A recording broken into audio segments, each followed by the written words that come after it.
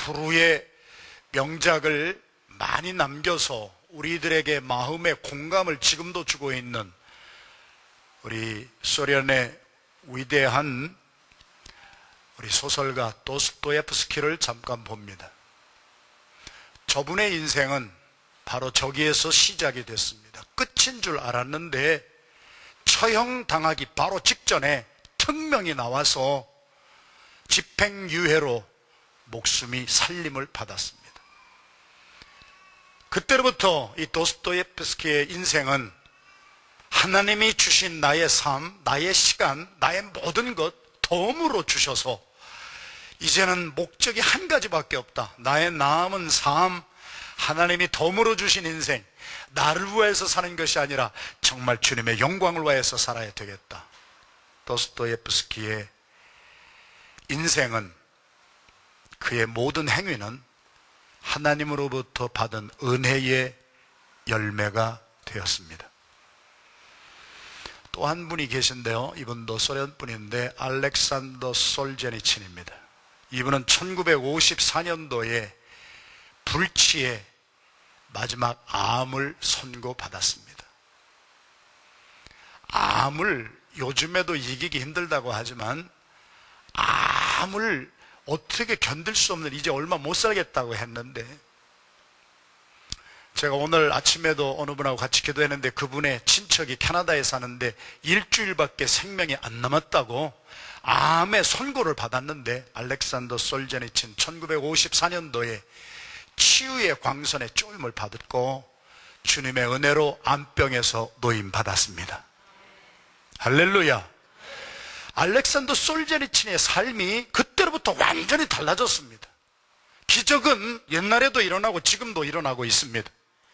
기적은 밖에서 오는 것이 아니라 나의 마음의 믿음에서 일어나는 것이기 때문에 우리 예수님께서는 병자를 향하여 터미네이트된 캔서 환자나 혈루병 앓은 사람이나 내 힘으로 해결할 수 없는 모든 사람들의 치료를 받았을 때 주님이 컨퍼메이션 하신 말씀은 내 믿음대로 될지어다. 내 믿음대로 될지어다. 911이 일어나기 바로 직전 9월 10일 날 우리 목사님들이 쌍둥이 빌딩 앞에서 선교 전략 회의를 했어요. 그리고 회의 끝나고 식사하고 우리 쌍둥이 빌딩에 올라가서 좀 뉴욕을 구경하고 갑시다 했는데, 그 중에 한 목사님이, 한 사람이 중요해요. 한 분이 바쁜데 다음에 갑시다. 다음에, 오늘만 날입니까? 그래서 가려고 하다가 그러죠 뭐, 그럼 다음에 갑시다. 그렇게 하고서 필라로 내려왔습니다. 다음날 교회로 출근하는 도중에 911이 테러리스트의 폭격을 받았다고 하는 그 뉴스를 들었습니다. 그날 64층에 살고 있었던 제넬리라고 하는 우리 여성을 한번 보겠습니다. 이 제넬리라고 하는 여성이 941생으로 64층에서부터 뛰어내리기 시작한 거예요. 13층까지 뛰어내려가는데 13층에 도착했을 때 무너졌어요. 그리고 그냥 시멘트 콘크리트 그 무덤 속에 갇혀버렸어요. 살 길은 아무것도 없었어요. 숨도 못 쉬겠어요. 온몸이 다 무너져 내려서 어떻게 꼼짝달싹 못하는데 간신히 손으로 머리 위를 어떻게 파기 시작했어요. 이 덤이 쏟아진 것을 팠더니 손이 좀 나왔어요. 그래서 손을 하나 딱 내놓고 막 흔들었어요. 사람이 있겠어요? 그 공간이 조그만 공간인데, 그런데 이 제넬리가 막 손을 내밀고 흔들고 살려주세요, 도와주세요 소리를 지를 때 자기의 인생에 그렇게 부드럽고 따뜻한 손길을 체험해보지 못했대요. 굵직한 남성의 음성이 얼마나 부드러운 음성이 들리는지, 제넬리, 내가 네 손을 잡고 있으니까 염려하지 마. 나는 폴이야. I am Paul. I am holding your hands tightly. So don't be afraid. 우리 제넬리가 가이드 포스트지에 자기의 간증을 쓴 것을 제가 지난주에 읽었습니다.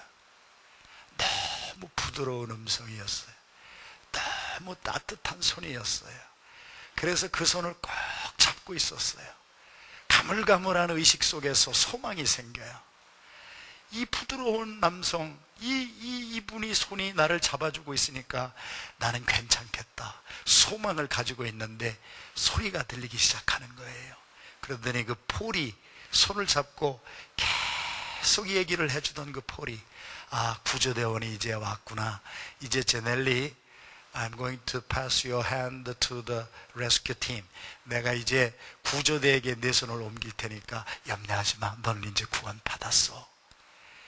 그러고 났더니 캐나다에서 자원봉사로 온 경찰 그리고 소방대원 3명이 처음으로 이 제넬리를 발견하고 제넬리의 손을 잡고 구조를 해줬습니다. 오늘의 제넬리의 모습을 한번 봅니다.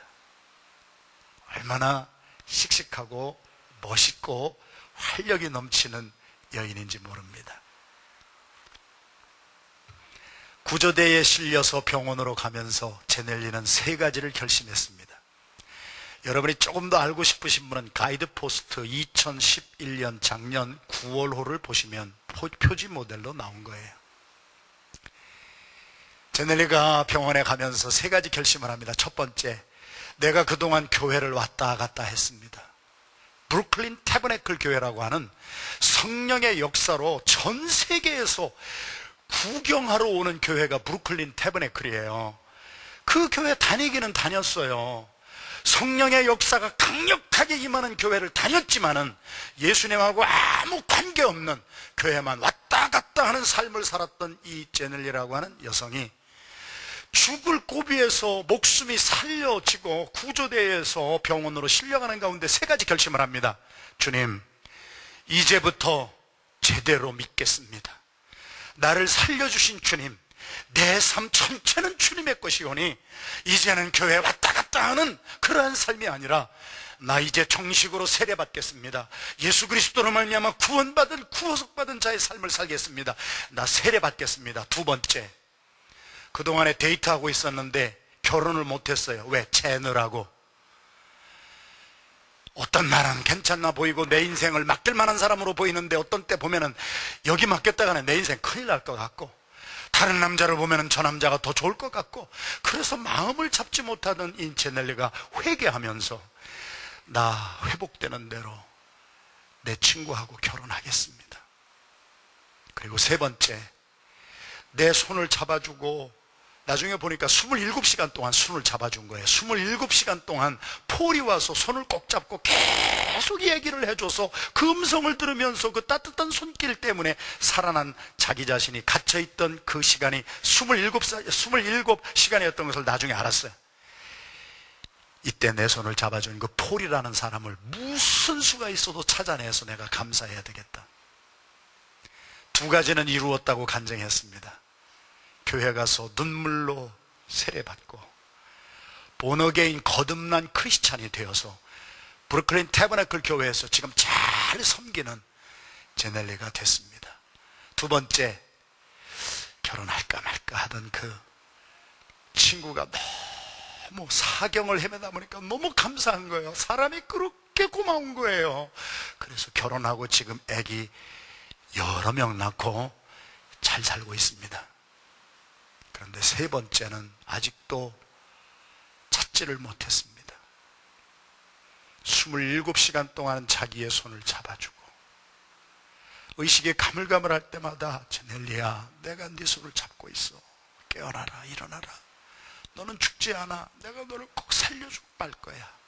그 소리 때문에 살아난 그 사람을 찾았는데 구조대원들이 와서 얘기하는 거예요. 제넬리야, 네가 손을 뻗치고 있었을 때 그 공간은 사람이 있을 만한 공간이 못 돼. 우리 3명이 처음 그 무더기를 헤치고 너를 발견했을 때 내 손만 조금 나와 있었지 거기에는 아무도 사람이 있을 만한 공간이 안 돼. 그러면 그때 27시간 동안 계속해서 내가 분명히 들었는데 내 차가워진 손이 따뜻할 정도로 그 손이 만져주었는데 그분은 누굽니까?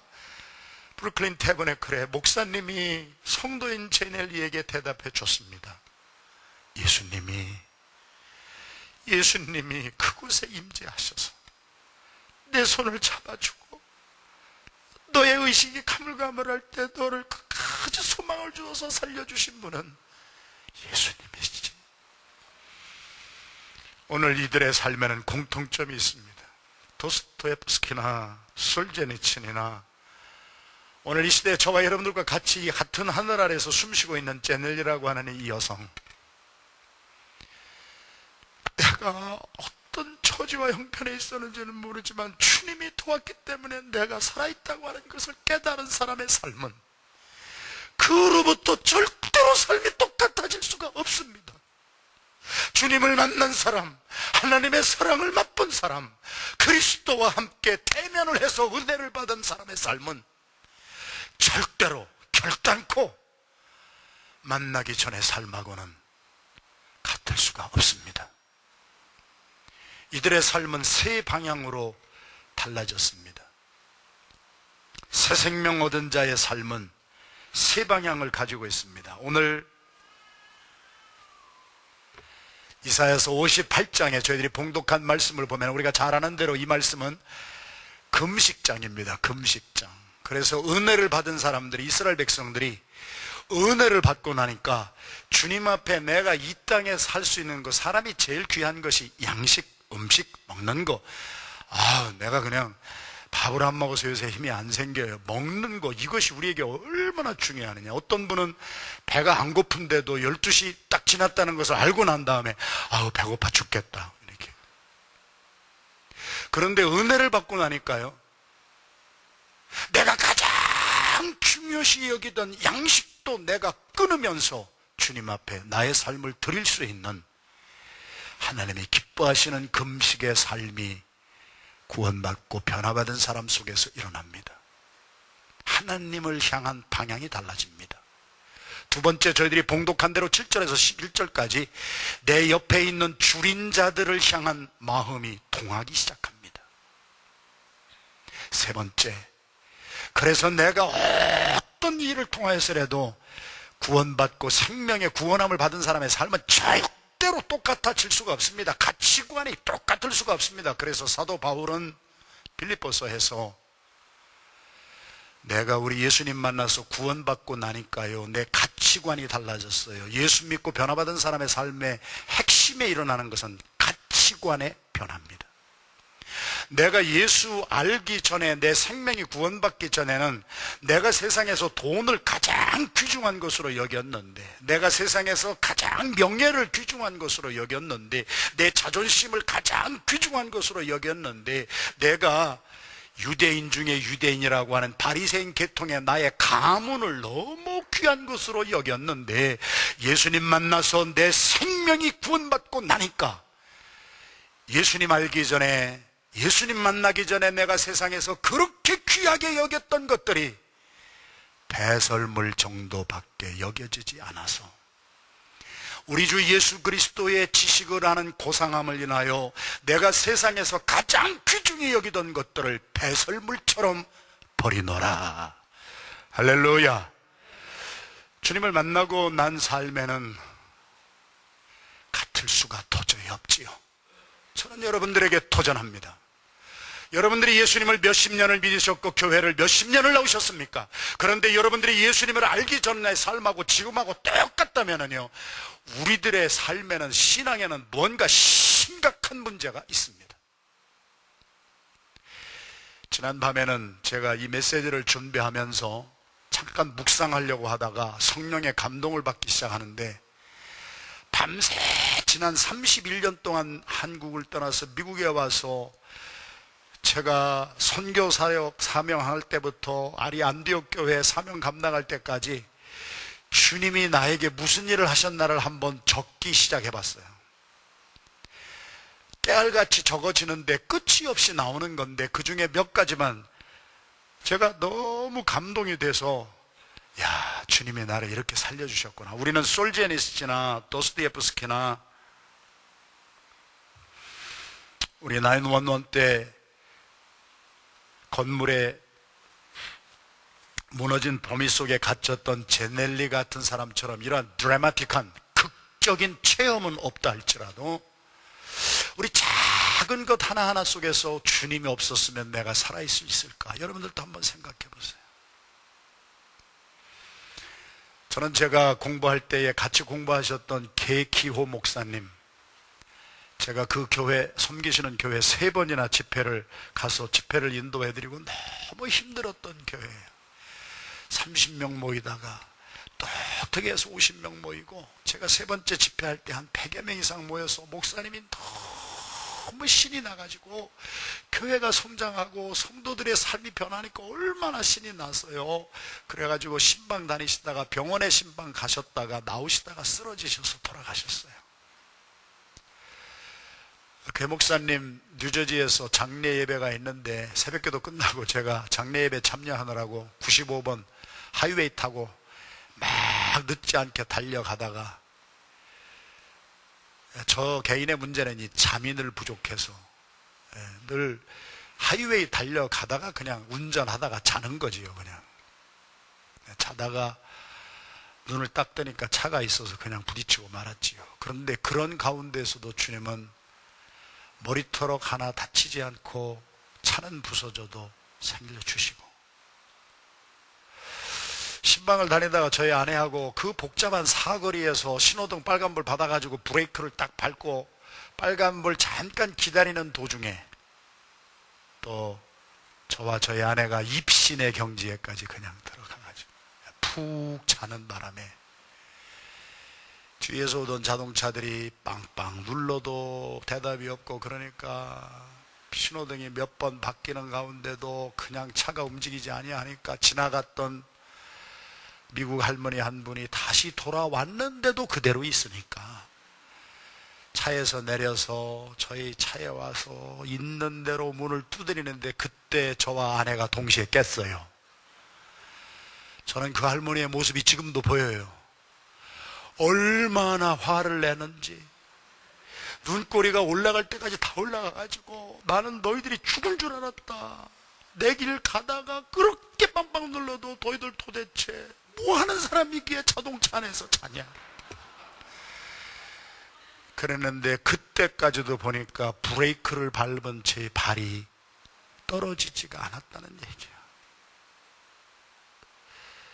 그 오랜 시간 동안에 우리 두 사람이 잘 때 브레이크를 밟은 발이 그냥 조금 놓아만 졌어도 우리는 사거리 복잡한 가운데로 들어갔을 것이고, 그 후에는 유추할 수 있는 일이 벌어질 것인데, 사망의 음침한 골짜기로 다닐지라도 해를 받지 않게 해주신 주님의 돌보심, 할렐루야.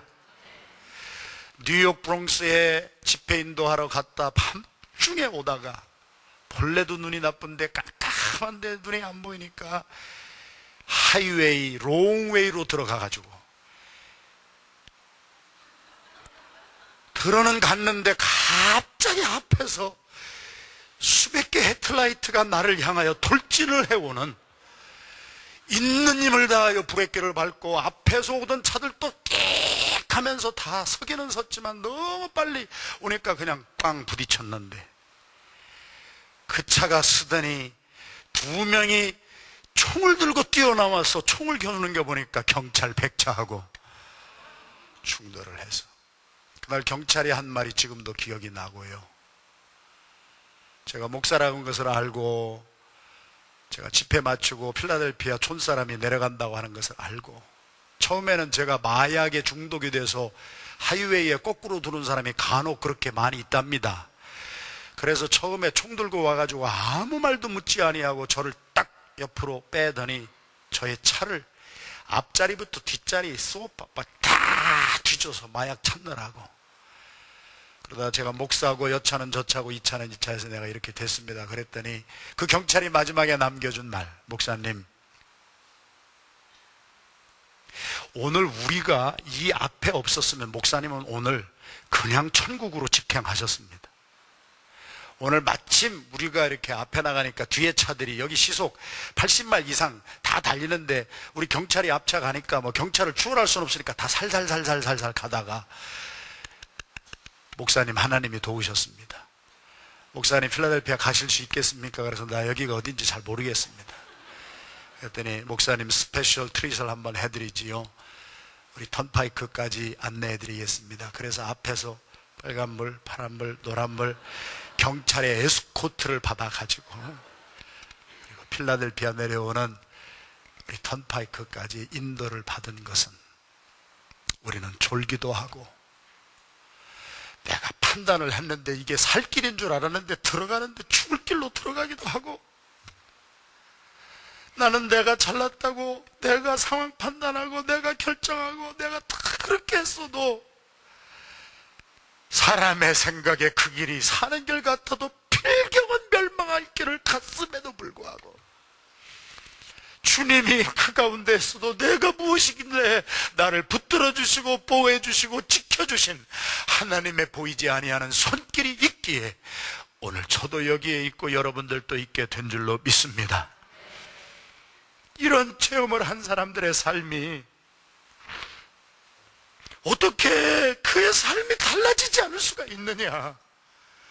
어떻게 주님의 은혜 때문에 산 사람들이 내가 은혜 받기 전의 삶하고 어떻게 이렇게 똑같아질 수가 있느냐? 하나님의 은혜를 받은 사람들은 은혜를 받고 가만히 있는 것이 아니라 축복을 나누어 주는 사람으로 변화받을 줄로 믿습니다. 자식을 사랑하는 아빠나 엄마는요, 그 사랑의 표현을 정말 사랑하기 때문에 아낌없이 주는 거예요.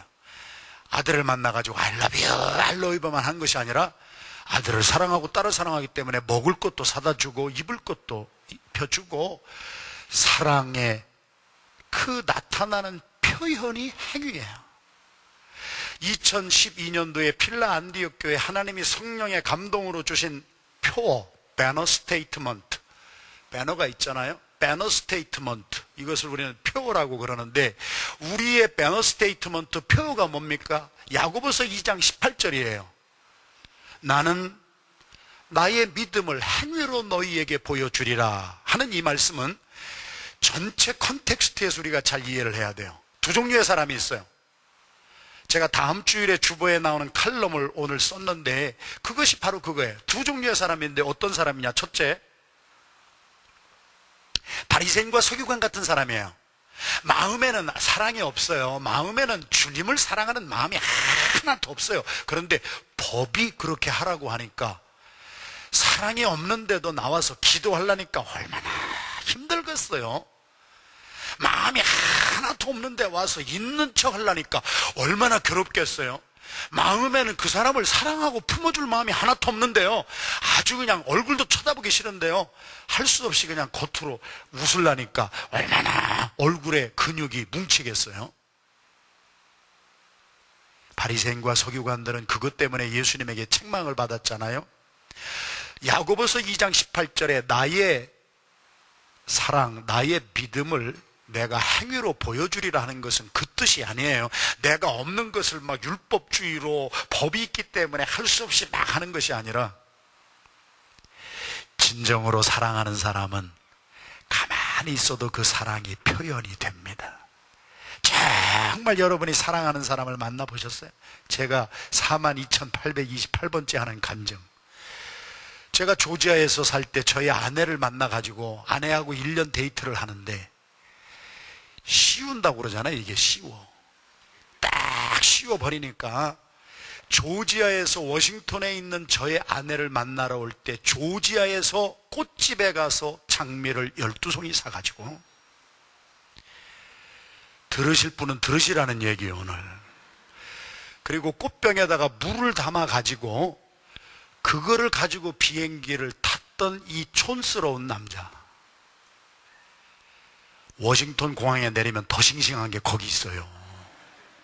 거기서 사가고 가지만 더 싱싱하고요, 더 값도 싸고요, 더 좋아요. 그런데 사람이 쉬우니까요, 사랑이라고 하는 것이 마음이 있으니까요, 내가 무엇을 해줘도 아깝지가 않고요, 무엇을 해도 내가 억지로 하는 것이 아니라 속에서부터 막 우러나오니까 혼자 그 장미 12송이를 물병에 넣고 비행기 옆자리에 놓고 혼자 싱글싱글 웃고 앉았어요.